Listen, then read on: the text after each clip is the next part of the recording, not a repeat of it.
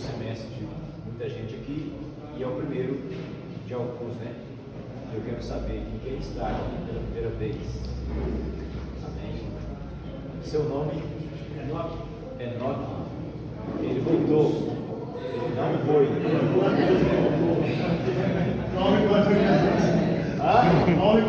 voltei. Isso. Como que foi andar 300 anos? Como foi o trabalho? Difícil foi andar. Difícil mesmo. Para dar 37 anos quase não estava no Senhor. Isso foi difícil. Meu Deus. Mas um dia ele resolveu pegar pela mão e nós começamos a andar juntos. Já faz 7 anos. Ô, glória. Amém. E seu?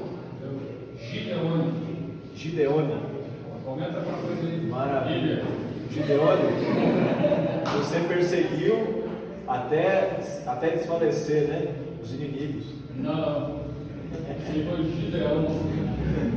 Gideone também está na Bíblia. Gideone, né? Só que é mais complicado lembrar. Eu lembrei de Gideão. Amém. Deus abençoe os irmãos, sejam bem-vindos, né? Eu não sei se vocês já estiveram aqui alguma vez, se já começaram, já entraram no curso, mas aqui nós temos o costume de incentivar os alunos de fazer o crescimento e não a destruição da fé. O seminário Tabernáculo, ele foca nesse sentido. Nós não estamos aqui para tornar ninguém incrédulo ou rebelde. Nós estamos aqui para aproximar as pessoas do Senhor e assim desenvolvermos a nossa cultura do reino, né? A nossa intenção é justamente essa. Por isso que a gente não faz tanta propaganda para outros ministérios, né? Porque a nossa intenção é formação de pessoas, formação de obreiros, né? Então os irmãos sejam bem-vindos, em nome de Jesus. Nós não somos mestres, nós não somos donos da verdade, não inventamos a roda, nós somos simplesmente aqui voluntários, né? Que pulamos no meio do fogo e damos a cara para Deus. E o que está ao nosso alcance, nós colocamos aqui diante dos alunos. E aquilo que nós não sabemos, nós somos humildes em dizer que eu não sei, eu não posso, eu não consigo essa resposta, eu não tenho. Amém? Vamos orar então pelo Silvano. Foi me informado aqui que hoje é o seu aniversário. Amém? Vamos já orar por ele, né? Para que ele já faça os preparativos para você mais tarde. Churrasco agora no almoço. Aleluia. Vamos orar pelo Silvano. Glória a Jesus. Glória a Jesus. Vem aqui, Silvano. Silvano, vem aqui à frente.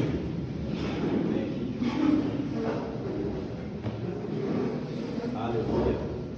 Silvano, para quem não conhece, é filho do ilustre pastor Zé Manel, né?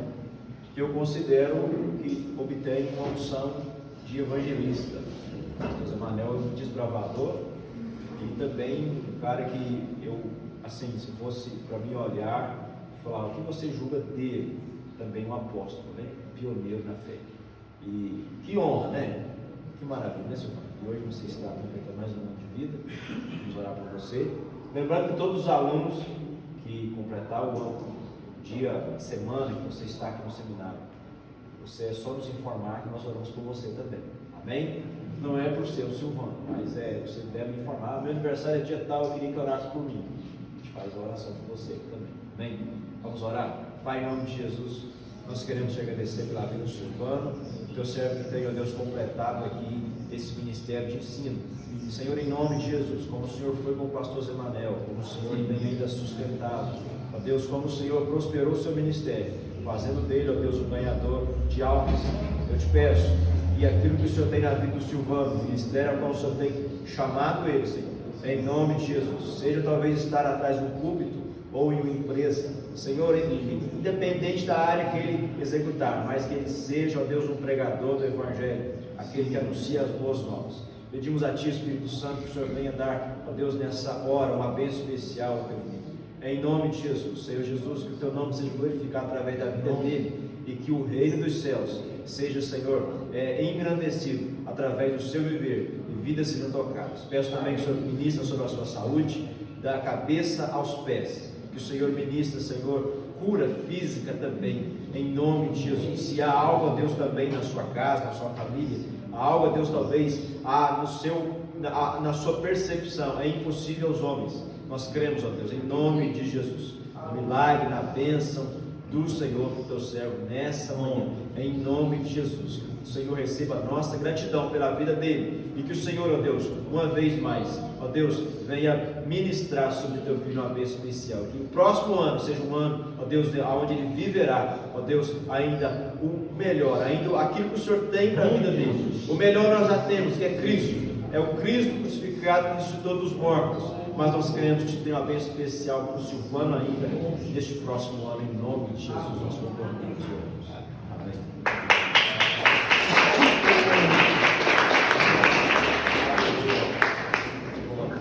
Amém, irmãos? Amém. Já oramos, o Silvano está abençoado, né? Nós estaremos hoje, Antigo Testamento 2. Antigo Testamento 2. Vamos começar nos profetas. É o livro 2. Livro 2. Tá bom? Se você não trouxe, não se preocupe. Na próxima aula você pode trazer. Eu não coloquei disponível no grupo, mas eu vou colocar disponível no grupo os slides. Certo? Vamos começar nos profetas maiores e partindo para os menores, querendo Deus, né? De acordo com o nosso tempo disponível aqui. Pois bem, nessa nossa aula nós vamos fechar o ciclo, né, de toda a Escritura Sagrada. Nós fecharemos o ciclo nesse quarto semestre, no quarto módulo do nosso curso. E tem sido bastante interessante, né? Quando você passa pelos livros da Bíblia, você começa a estudar a história de como foram formados e você começa a entender, né, como se encaixa cada história, onde cada profeta se designou, né? E você começa então a perceber que isso tem uma grande importância para nós, porque nós sabemos do fundamento da nossa fé, né? E por que chegamos até aqui. Essa semana eu estava conversando com alguns irmãos e nós começamos a conversar sobre a carta de Paulo a Timóteo, a primeira carta de Paulo a Timóteo, quando ele aconselha a Timóteo acerca do preparo, né, para o ministério. 1 Timóteo capítulo 3, ele fala da seriedade, né, do maiores deveres do que privilégios, na verdade, um líder possui. E aí começamos a meditar, né, como que a carta chegou até nós, como que o registro chegou até nós. Quando Paulo escreve as suas últimas cartas, ele escreve com a intenção de que em breve Cristo voltaria, né? Em breve Jesus voltaria. Então ele é decapitado em Roma, morre, mas os seus registros permanecem. E em toda a história da igreja você vai perceber que a igreja passou por momentos de ameaça, e nós entendemos que a questão de mantermos a história viva e mantermos a relação disso com os nossos dias é fundamental, porque Cristo, ele tem 2000 anos que ele esteve aqui, ressuscitou e subiu aos céus, enviou o Espírito Santo. Então já tem 2000 anos que a história está seguindo, que os registros são feitos, são preservados, e é um ato miraculoso, um milagre a Escritura ter chegado até nós hoje. E isso nós vemos com base na história. Então, quando nós paramos para estudar isso, a primeira questão é de onde veio, quem foi que escreveu e o porquê que escreveu e como chegou até nós. Então a resposta está em um ato de intervenção divina. Se você estudar toda a história da igreja, vocês têm essa matéria que você sabe, né? Você vai perceber que é um milagre a Bíblia ter chegado até nós. Amém? É um milagre, gente. É um milagre. É um milagre. Um dia eu estava ouvindo o pastor, o professor Luiz Saião, dizendo que o hebraico é um verdadeiro milagre também, porque Deus escolheu essa língua para trazer salvação, escolheu essa gente para trazer a semente que esmagaria a cabeça da serpente, e através dessa semente o mundo seria salvo, né? Todo aquele que crê em Cristo. E através da palavra revelada que surgiu na língua hebraica, nós podemos ter uma ideia de como profundo né? É a única língua no mundo que permanece por tanto tempo e intacta, né? Nós temos essa noção de tempo. Então é por isso que nós precisamos estudar o fundo histórico e trazer para os nossos dias a continuação daquilo que aconteceu no passado. E eu creio em nome de Jesus que essa palavra é viva e eficaz, mais penetrante do que espada de 2 gumes. Ela é apta para discernir. Amém? E ela é palavra revelada. Na Bíblia eu creio até na capa. De Gênesis a Apocalipse. Eu não duvido de nenhum texto e de nenhum capítulo. E se eu não entendi, o problema é meu, não é de Deus. O Espírito Santo é perfeito, é uma pessoa específica.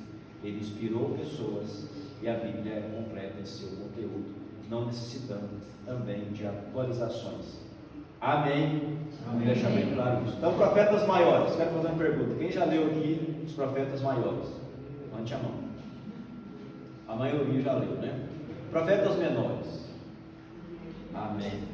Glória a Jesus. Agora, quem já parou para estudar fundamento e por trás do texto? Por trás lá de Isaías. Eu vou descobrir lá que ele era filho de quem, ele era rico, ele era pobre, né? Quando você começa a estudar a história por trás da história, os seus olhos se abrem, né? E a sua fé, então, ela é edificada. Por quê? Você descobre que é muito mais profundo do que você imagina, né? É muito mais profundo. Por exemplo, se você for estudar a história do apóstolo Paulo, Paulo, apóstolo, você vai perceber que ele era um homem rico, não era um homem pobrezinho. Ele era um homem rico. Segundo estudiosos, né, para adquirir cidadania romana era um custo elevadíssimo, né? E a sua família, por certo, nobre, né? Ele conquista então um título. Então ele era um homem de extrema riqueza. Então ele abandona tudo. Olha, tinha o serviço no meio, né? Isso, há indício que ele era profissional nas tendas, né? Sua família desenvolveu muito bem esse ofício. Então, você começa a estudar por trás da história e você percebe que o abandono dos bens, o abandono de sua própria vida para seguir o ministério, ele é de extrema importância desde os tempos antigos, né? E o amor por Cristo. Então, isso chega para nós hoje e fortalece a nossa fé, nos coloca numa posição que nós precisamos amar a Jesus e nos dedicar a Ele de todo o nosso coração. Amém? Então, profetas maiores, nós vamos estudar também profetas menores. Vamos passar a entender um pouco deste fundo histórico desses profetas. Amém? Vamos lá então. Esse Antigo Testamento 2 é o livro 2, tá? Se você tem aí, você pode, logo no início. Se você não trouxe, próxima aula você pode trazer. Amém? E assim nós vamos seguindo em frente. Apareceu uma mensagem aqui. A Débora deve saber. Depois que eu puxei uns 40, a gente não sabe discernir mais essas coisas.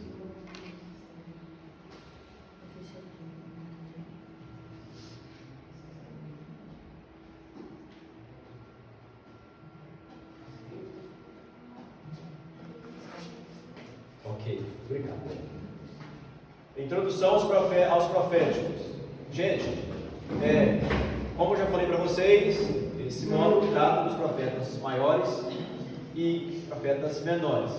Mas é bom lembrar o seguinte: profetas maiores não quer dizer que são profetas melhores do que os outros, que os menores são inferiores. Não, porque o conteúdo ele é mais vasto, né? O conteúdo registrado ele ultrapassa o conteúdo dos demais profetas, que são chamados de profetas menores, tá bom? Então os maiores você já deve saber: Isaías, Jeremias, Lamentações, Ezequiel e Daniel. Lamentações está integrado com Jeremias, né? Aí vem os menores: Oséias, Joel, Amós, Obadias, Jonas, Miqueias, Naum, Abacuque, Sofonias, Ageu, Zacarias e Malaquias. Beleza? Até aí tudo bem? Amém? Olha, quando você lê os profetas maiores e os profetas menores, a gente sempre faz aqui uma recapitulação da história, né? Esses livros estão lá na frente, mas a história de fato acontece atrás, tá? Lá a partir de 1 Reis. Amém, gente? Amém? Então a história, os livros são registrados, parece que é lá na frente, mas a história de fato acontece a partir de 1 e 2 Reis. Está registrado bem ali, tá bom? E 1 e 2 Crônicas já está em um contexto totalmente distante de 1 e 2 Reis. Amém? Está depois do cativeiro, quando Israel retorna e eles precisam de uma palavra de ânimo. Então é registrado crônicas, e essas crônicas pegam então os momentos de vitória e de êxito dos reis de Judá, do reino sul, e não do reino norte. Não teve nenhum rei bom e que foi levado cativo quase que mais de 100 anos antes do que Jerusalém, que é de Judá, para a Babilônia. Nós estamos falando muito rápido, pastor, mas é rápido mesmo. Se você não me entender, depois você me procura e eu faço de novo a aula para você. Entra em contato, né? Eu sei, parece que isso é vida da gente, ninguém nunca entrou em contato, conversar. Pois bem, Deus sempre levantava profetas no meio do seu povo em tempos de crise. Os profetas tinham a incumbência de exortar o povo ao arrependimento e sempre chamando o povo de volta para Deus. E olha só, Deus sempre chamou seus profetas, e a característica principal desses profetas era a condenação da idolatria. Condenação da idolatria. Como que Deus fez para combater a idolatria que os profetas tanto mencionavam, né? Interessante que Deus teve os seus métodos para arrancar a raiz do mal. Cativeiro. Deus leva Israel para um lugar extremamente idólatra, distante dos princípios e padrões. E lá nesse lugar Israel descobre que a idolatria não presta. Arranca da raiz. Arranca da raiz. E você nunca mais vê um contexto de idolatria em Israel como nesse tempo dos profetas, tá? Maiores e menores. Pois bem, tinham geralmente uma mensagem presente e outra futura. Então, como no caso de Isaías, né? Isaías profetiza que viria Ciro 200 anos antes de Ciro. Isaías profetiza que a virgem conceberia e daria à luz um filho, e ele seria o quê? Maravilhoso, conselheiro, príncipe da paz. 700 anos antes, e ele profetiza com exatidão. Então eles têm uma mensagem tanto presente quanto a mensagem futura. Ora, eram avisos como dispersão, cativeiro, depois retorno para a terra mediante arrependimento, aí vinda do Messias e o reino do Messias sobre a terra. Se você pesquisar os livros da Bíblia, existem Bíblias de estudo aí, não vou dizer que vai falar sobre isso, né? Mas tem uma Bíblia antiguíssima, de 1970, eu até esqueci essa versão, até pouco tempo eu estava com ela em casa, não tem capa, ela traz o significado de cada livro e a mensagem apontando para Cristo. Achei bastante interessante. Então cada livro aponta para Cristo.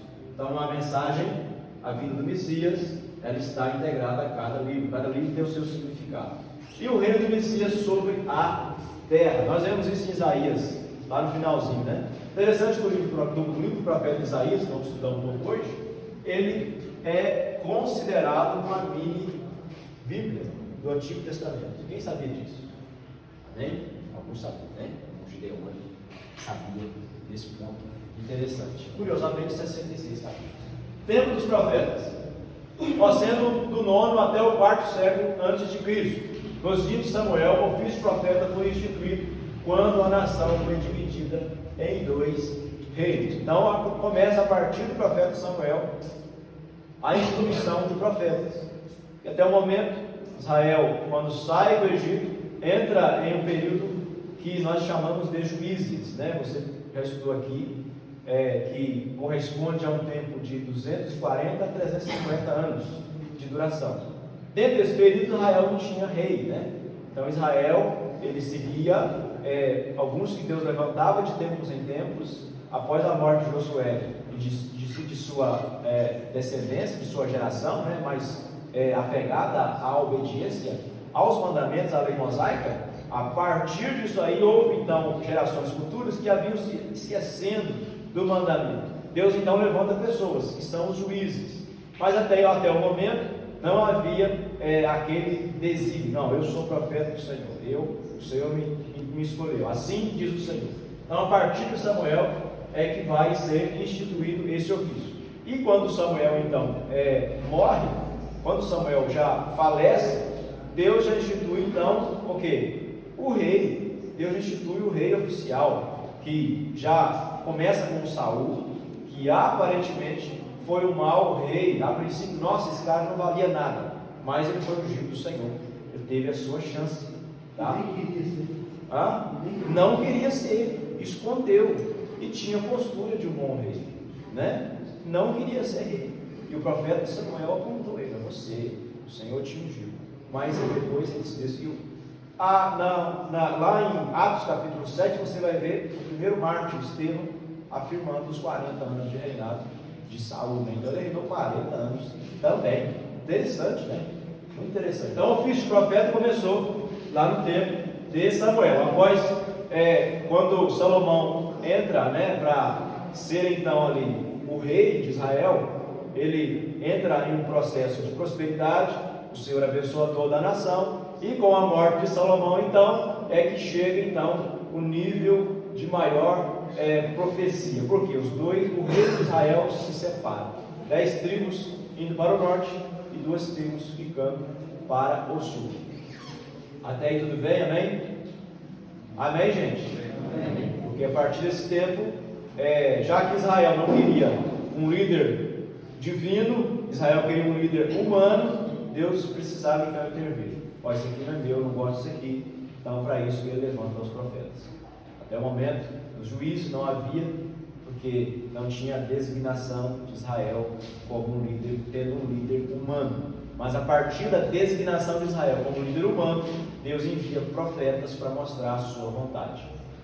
Amém? Até aí? Glória a Jesus. Olha o porquê das coisas, né? Deus sempre envia profetas para trazer a sua vontade, revelar os seus desígnios.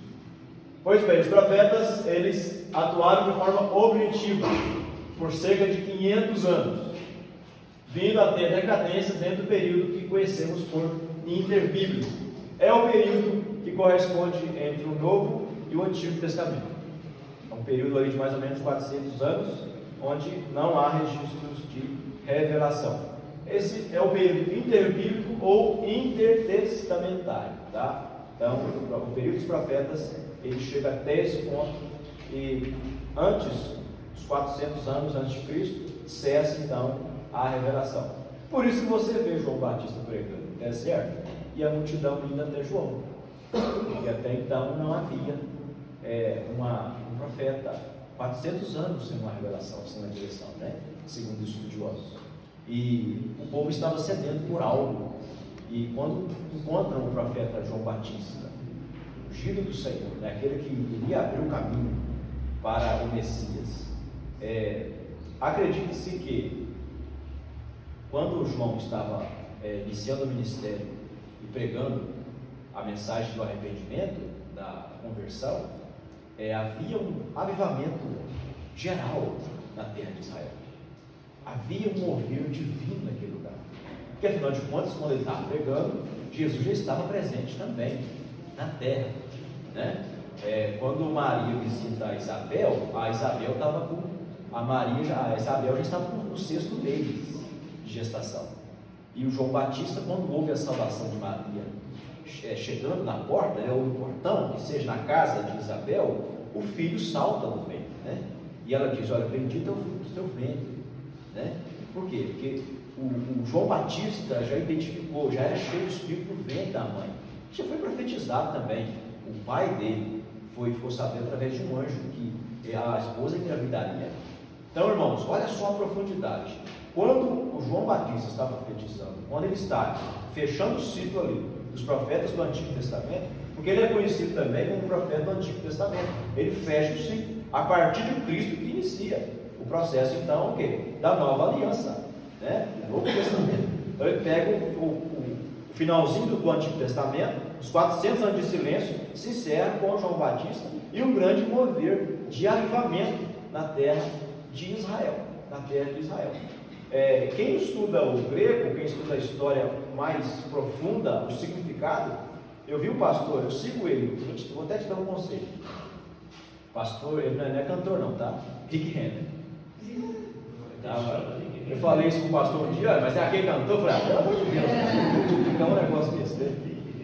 Pastor Rick Renner, um grande pastor, mestre do grego, e ele ensina o seguinte, que havia um mover tão forte de Deus quando Cristo estava na terra, que há possibilidade do Evangelho de João ter registrado que se os livros, os livros não conteriam os milagres, né, que Cristo fez. Você já leu o livro lá em João, o último capítulo? Os livros não conteriam. Por quê? Porque havia um nível de graça tão grande naquele tempo em que mortos ressuscitavam, quem não tinha braços crescia, enfim, era um grande avivamento de poder dos céus mesmo. Imagina, o Filho de Deus aqui, aleluia, glória a Deus. Imagina, chega até a arrepiar, né? O Espírito Santo está aqui, glória a Deus. Então, o momento que fecha os profetas do Antigo Testamento é o momento que João vem, aleluia, cheio de graça e poder. E pode falar?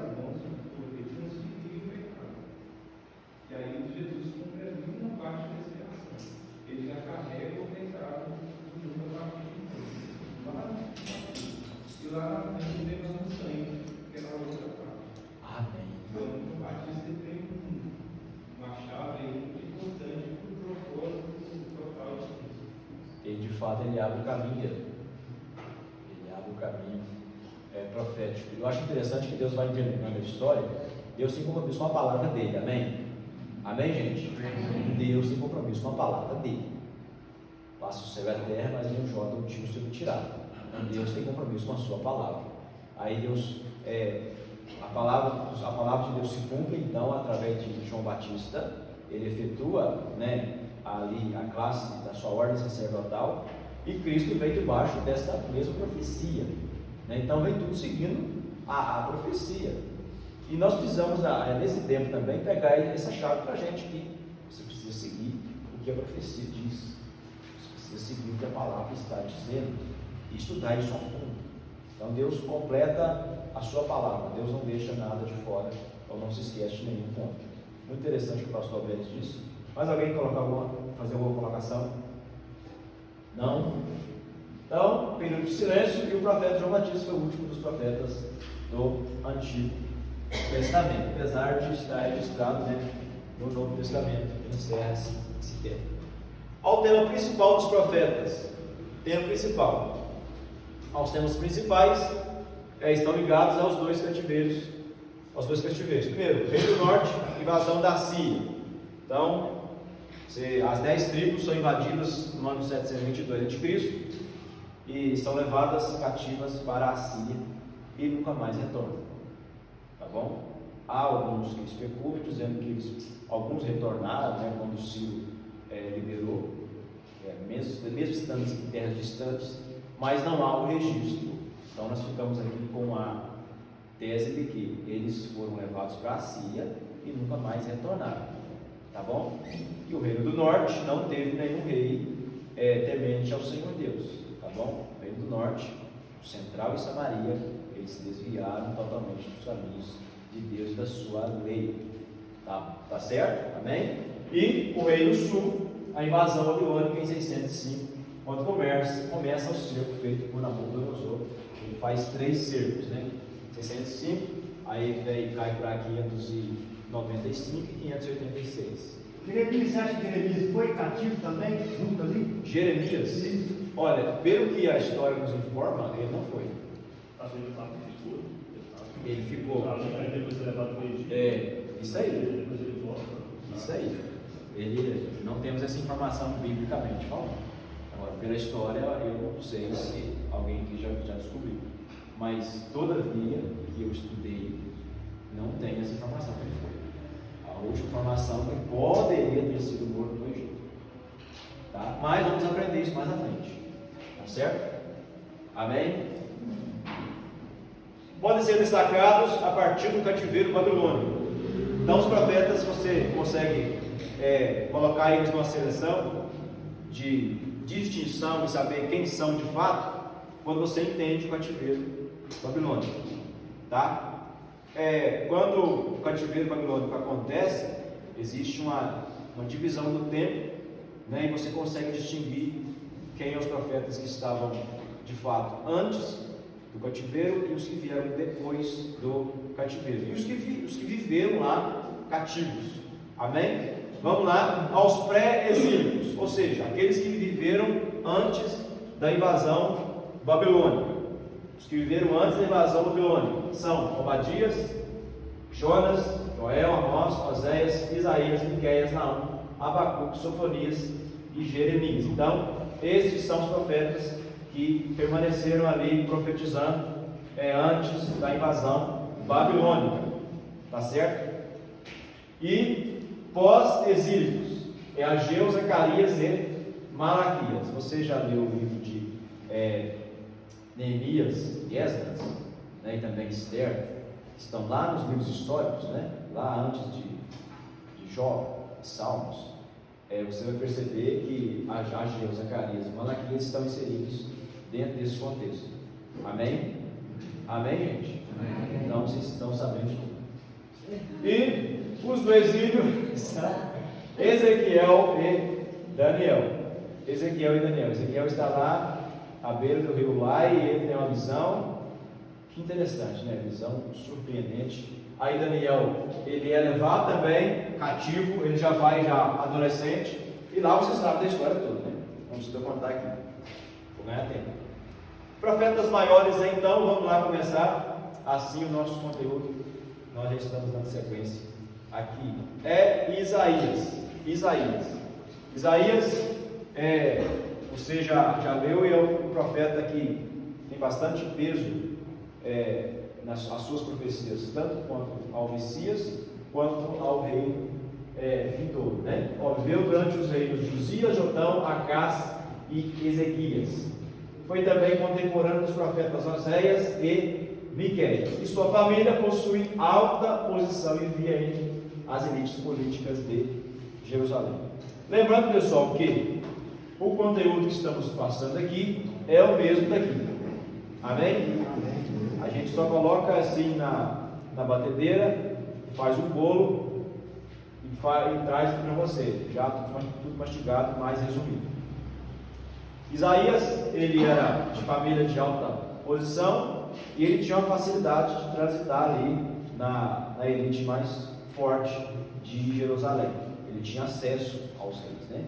E nós podemos tirar aqui uma lição, né? Que quando Deus envia os seus profetas, Deus ele envia profetas e esses profetas têm acesso aos poderes da nação, né? Eu acho isso muito interessante.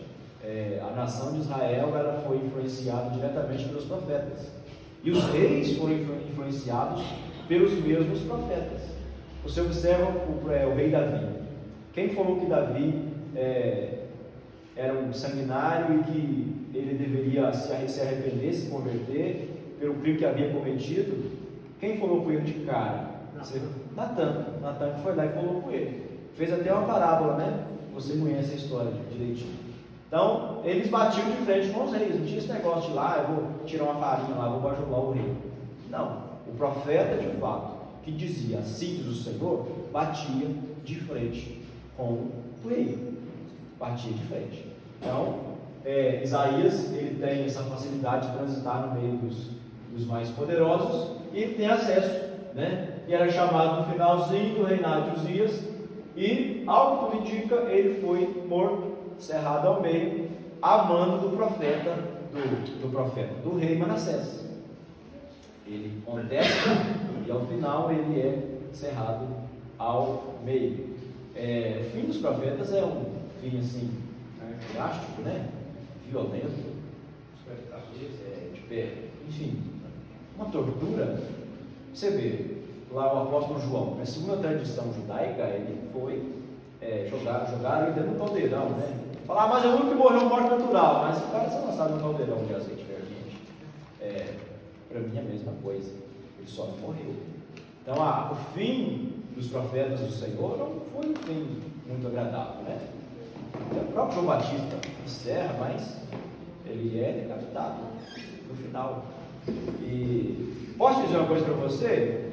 Esse fim aqui, essa perseguição, não terminou no Antigo Testamento, não. Ela continua no Novo Testamento. Amém? E a igreja, como diz o nosso grande amigo Charles Spurgeon, ela não é nenhum doce de leite, ela não é algodão doce, não é mel. Eu gosto dessa mensagem. Não, a mensagem da cruz ela ofende você, ela te agride, ela te coloca contra a parede, ela te contesta, converte, arrepende os seus pecados. Então a mensagem dos profetas, ela só teve uma roupagem agora nova, inseridas na nova aliança em Cristo, mas a seriedade do assim do Senhor permanece. E nós vamos ver no Novo Testamento que a história da igreja, os 300 anos iniciais ali, são de intensa perseguição e morte. No Brasil, por exemplo, os 2 pastores que vieram da França foram mortos, queimados. Foram queimados vivos em 1556, se eu não estou enganado a data, né? Você percebe os reformadores, tá? Começando em 1100 até 1400, o Savonarola, a igreja romana suspendia ele no guindaste, e ele então, lá em cima, ele soltava o guindaste, até ele perder toda a sua vida, né? Então, a igreja sempre foi, a mensagem de assim do Senhor, ela sempre foi contemporânea na sua seriedade. Então a igreja hoje tem essa, não vou me levantar contra isso aqui, não vou me posicionar e tal, não. Você precisa se posicionar dentro daquilo que Deus te chamou, não pode voltar atrás. Porque a mensagem da cruz é uma mensagem que nos constrange, o Evangelho nos constrange. E esse constrangimento é tão grande que você tem que amar quem não gosta de você. Fazer para quem não faz por você. Amar as pessoas como você, mesmo como você se ama, você tem que amar as pessoas. Então isso é a maior contestação, né? Você vê o pessoal dentro da igreja separando, casamento, divórcio crescendo, a doutrina de demônios sendo alastrada, né? As pessoas procurando abrigo em outros lugares dentro da igreja e não conseguem ter uma completude do evangelho em si. Olha, irmãos, isso é uma deficiência que precisa ser sarada, e a mensagem da cruz, ela é completa em si, ela cura, salva, liberta o pecador, ela tira o homem da escravidão do pecado. Então a mensagem da cruz, ela contesta, isso aqui vai contestar até hoje. Assim diz o Senhor, não perdeu a sua validade, ele ainda está em inteira validade, assim diz o Senhor ainda existe, através hoje do Espírito Santo, e ele é sério, Deus ainda permanece em seu trono, aleluia. Só Cristo que é a placa, né, através da justificação. Mas aquele que pisa o Filho de Deus, diz a Bíblia, e sofrerá a ira divina. Então, essa seriedade aí, ela permanece. E quando Isaías ele tem essa condição de atuar no meio político, ele então tem acesso ao coração dos reis, né? A data de escrita, 740 a 680. antes de Cristo. Então Isaías começou a profetizar pouco tempo antes da morte de Uzias, né? Ele começa a ter ali um encontro com o Senhor, e até quando, algum tempo depois da morte de Senaqueribe, em 680.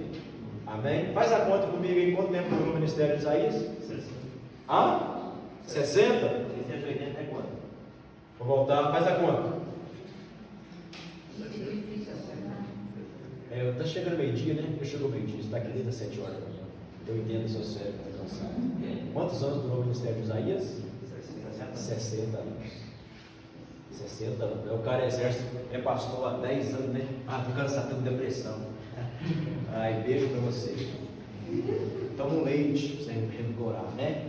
Ministério por 60 anos, né? Aí terminou sendo ovacionado, homenagem, ficar lá, vamos jubilar esse homem aqui agora. Não, vamos jubilar ele na serra. Alguém gostaria de ser jubilado na serra? Só sou na serra do Pequiá, né? Do Camaraó.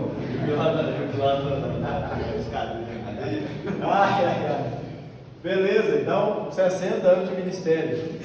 Ambiente político de Isaías.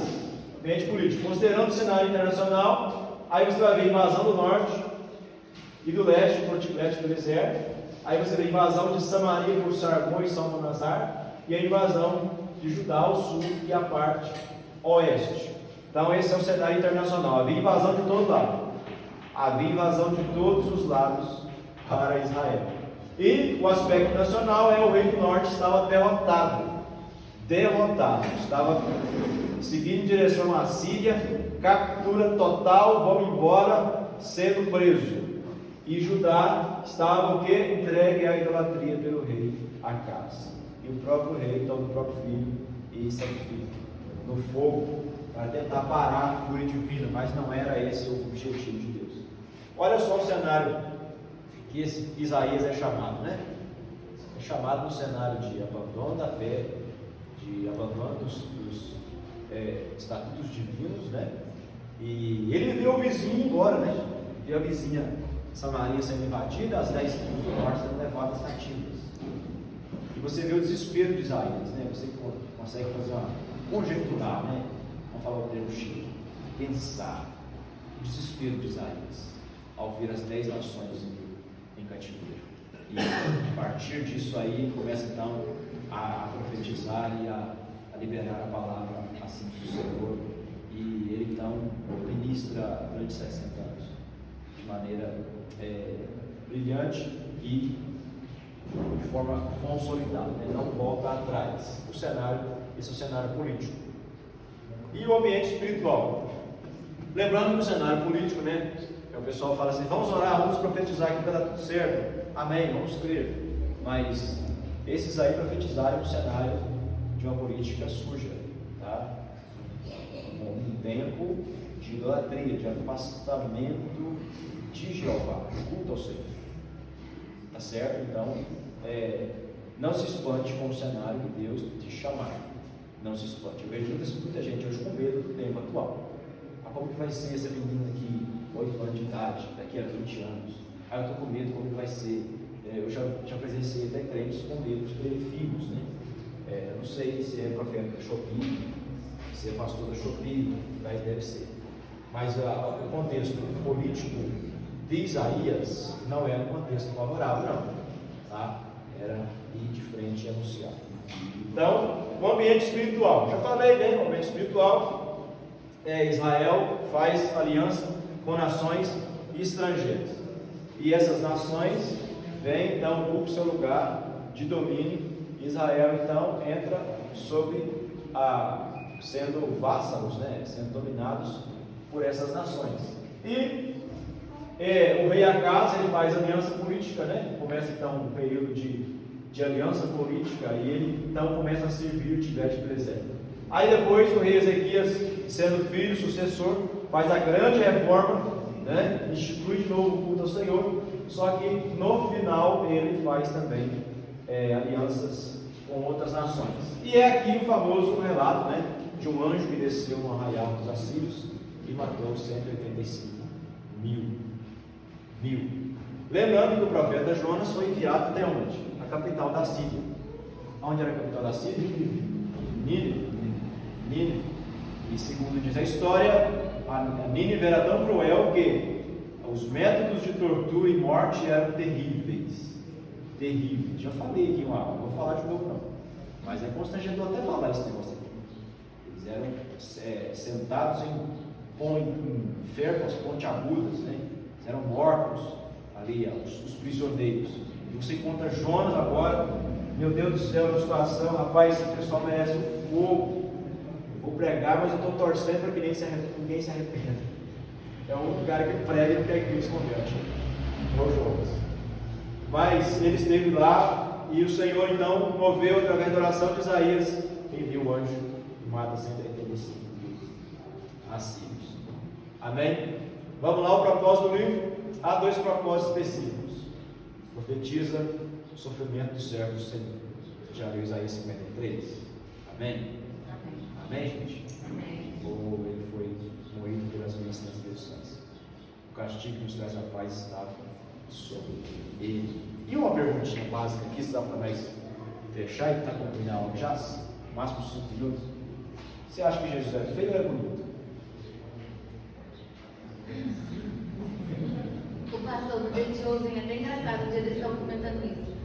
O Jesus aparece e fala assim: vocês acham que eu não sei o que o profeta Isaías falava da minha aparência?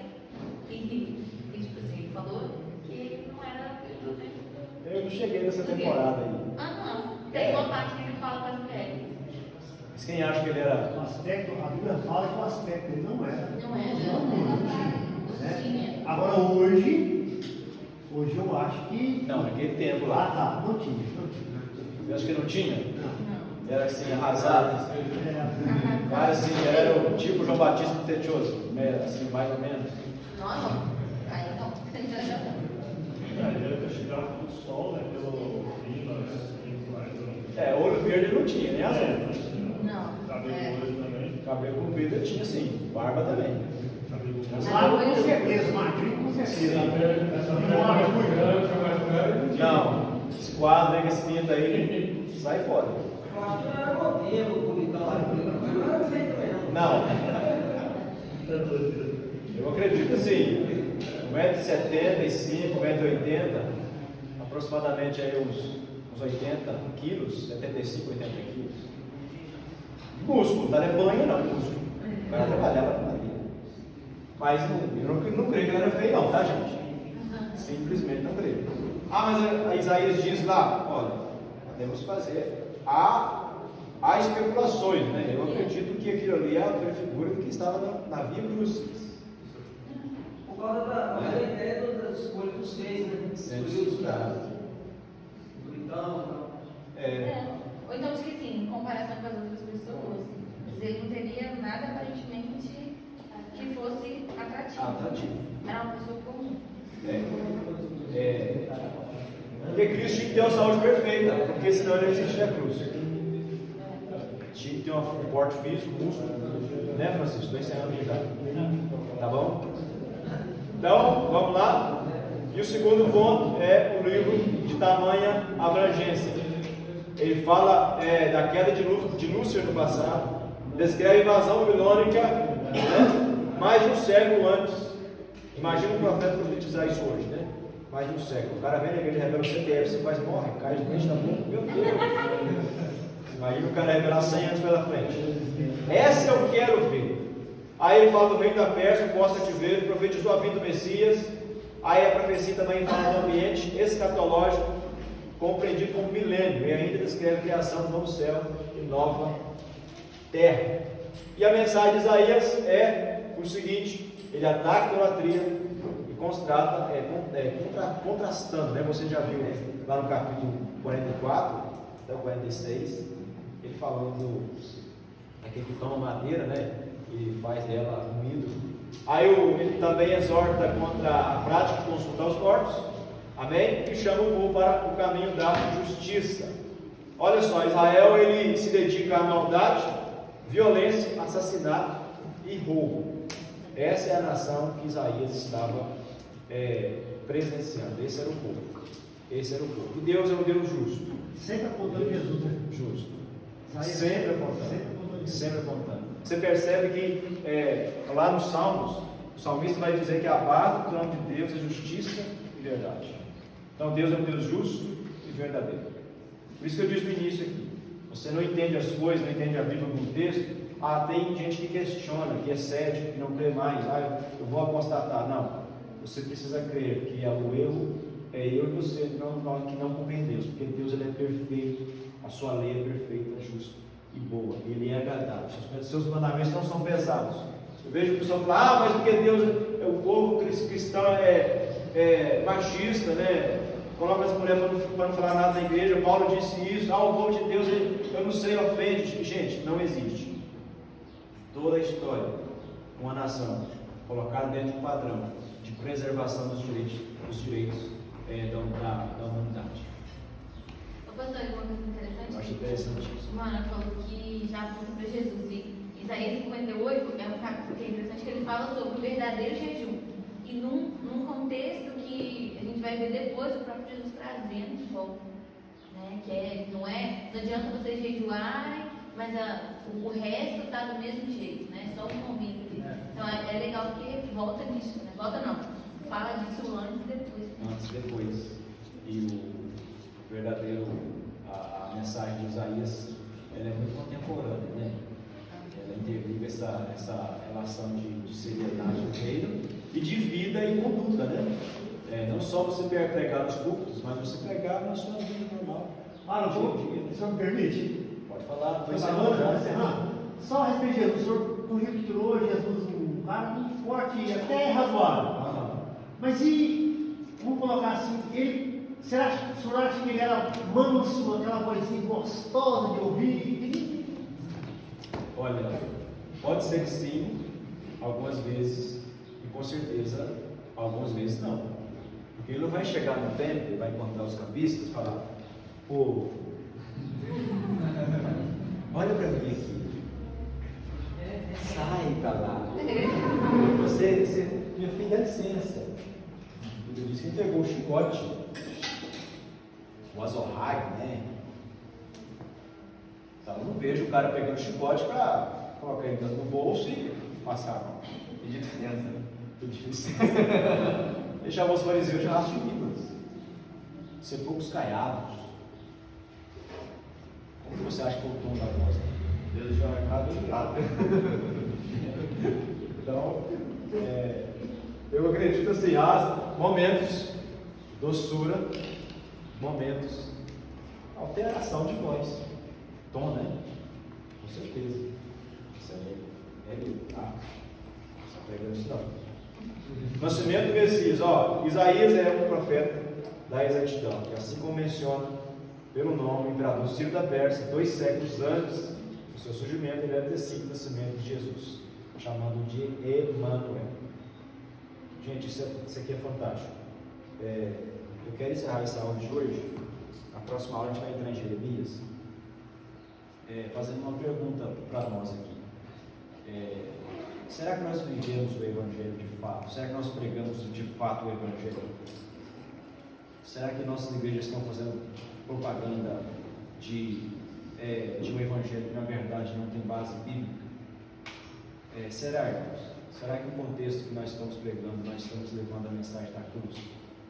Porque Isaías, o foco principal da sua mensagem era a justiça, a verdade, e nisso ele aponta para Cristo 700 anos antes. E hoje nós temos a incumbência como Isaías. Nós precisamos, Isaías já viu Cristo, já profetizou 700 anos antes, e agora 2000 anos depois. Como temos agido de fato com relação ao Evangelho? Você que vai ser obreiro, que é pastor, ou que exerce alguma função, como que é o Evangelho que você prega no culto da sua igreja? Será que você está lá só para responder perguntas? Será que você está lá só para curar alguém? Ou abrir uma porta, abrir uma chave?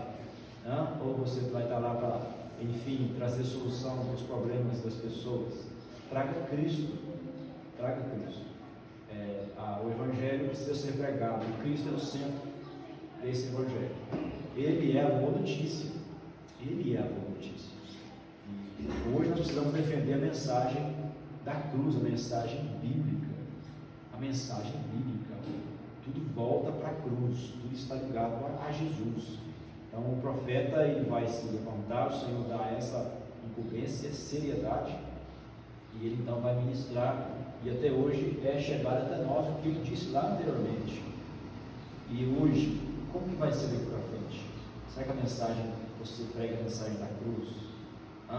Será que você vai usar o talento que você tem para ser alguém que quer ganhar dinheiro na fé, ganhar dinheiro como as pessoas, lograr algum benefício?